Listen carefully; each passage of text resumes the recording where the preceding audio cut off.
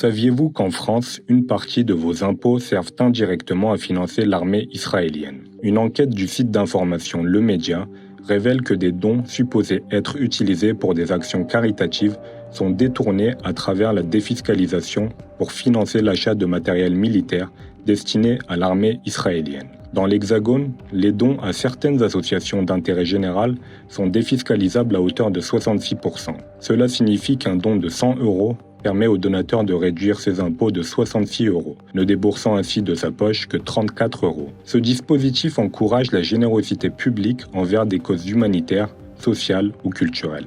Cependant, certains semblent détourner ce système pour financer des opérations plus controversées. L'association Kipat Mazal, créée en 2020 en Seine-Saint-Denis, dans le but initial de fournir des biens de première nécessité à des familles dans le besoin, se retrouve au cœur d'une manipulation à travers ce mécanisme de défiscalisation.